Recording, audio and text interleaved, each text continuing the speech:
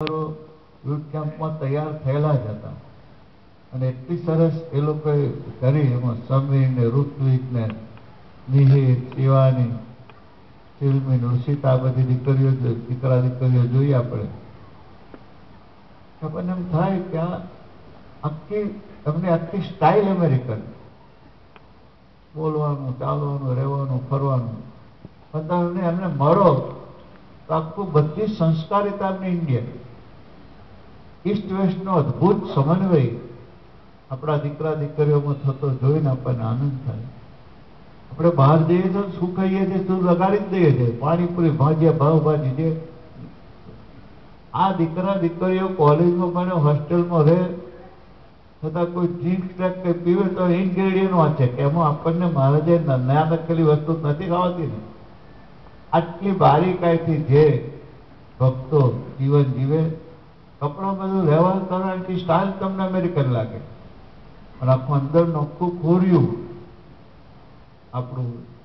આપણી સંસ્કૃતિથી, આપણી પરંપરાથી, આપણી ભક્તિથી ઓપતું લાગે.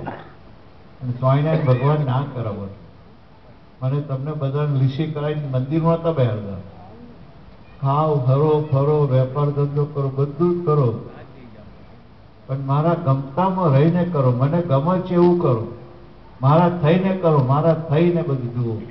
અને એવું ક્યારે થઈ શકે કે ભગવાનમાં રહેતો હોય એવા સાધુ સાથે જોડે તો જ એ વસ્તુ આવે. એ ગુણાતાન સ્વામીની પરંપરામાં યોગી બાપાએ આપણને એવા સાધુઓની ભેટ આપી. પ્રમુખ સ્વામી, મહંત સ્વામી, હરિપ્રસાદ સ્વામી, અશ્વિનભાઈ, શાંતિભાઈ, રતિભાઈ, તનંતભાઈ, આ બધા સંતો એવા છે, દેખાય છે સામાન્ય મારા તમારા જેવા. પેલા ડોક્ટર ફક્ત એક વીક જ અશ્વિનભાઈની ટ્રીટમેન્ટ કરે, ઓપરેશન કરવા રોજ અશ્વિનભાઈ જોવા આવે, બેસે, મળે, કરે. પણ બુદ્ધિશાળી ડોક્ટર. કેટલા બધા પેશન્ટો એની પાસેથી આવ્યા ગયા. આને યુનિક લાગે કેરેક્ટર. આની પ્રતિભા કોક જુદી ને સમજણ ના પડે, પણ થયું કે નહીં, બધા પેશન્ટને ટ્રીટ તો રમોના માણસ નથી, આ કોક અલગ છે. અને જયારે છૂટા પડ્યા ત્યારે ખરેખર ખુશ થઈ ગયા. આ જે સાધુ અશ્વિનભાઈનું ઓપરેશન કહ્યું કે આ ઓપરેશન તમારે કરવું પડ્યું, ખરેખર હેરિડિટરી છે બધું. અશ્વિનને નથી મેન્ટલી સ્ટ્રેસ કે નથી, એને શરીરને બહુ આપ્યું છે ભગવાન માટે, ભગવાનના ભક્તોની સેવા માટે. અને એને પોતા તરફ જોયું નથી. અશ્વિનભાઈ, શાંતિભાઈ, રતિભાઈ, સનંદભાઈ, મોટેરા ભાઈઓ માટે એટલું કહેવું, મારી સાથે અમે 50 વર્ષથી છે, પણ નથી એમને એમના સામું જોયું, નથી એમને પોતાની ઈચ્છા પ્રમાણે જીવન જીવ્યા, નથી એમને ઈચ્છા પ્રમાણે કશું માગ્યું કે એમને ગમે આ કામમાં મૂક્યા, ગમે એવા સાથીદારો જોડે મૂક્યા, મદદ કરી ના કરી, પણ કોઈ માટે એમને કદી ફરિયાદ નથી કરી, કોઈ માટે કદી ઓરો ભાવ નથી બતાવ્યો. બધાને એક સરખી ટ્રીટમેન્ટ, બધા અમારા સાધકો લો, ગૃહસ્થો લો, બધાને એક સરખું રહેવાનું, સરખું ખાવાનું, કોઈ એમાં ભેદભાવ નથી કર્યો. આવું એક યોગી મહારાજને રાજી કરવા માટે, સ્વામિનારાયણ ભગવાનની પ્રસન્નતા માટે અદભુત જીવન જીવ્યું. તો ભગવાનની પ્રસન્નતાથી એવી સાધુતા એમને પ્રાપ્ત કરી. અને સાધુતાનો સ્પર્શ જેને જેને મળે એને થયા વગર રહેતો નથી. તો ડોક્ટરો હોય કે મોટા ગમે ત્યાં જાય તોય બધા ડોક્ટરોના, અમારા યુરોલોજીસ્ટ ડોક્ટરો બે જેને ટ્રીટમેન્ટ કરી એ અંકોટ પર આવ્યા.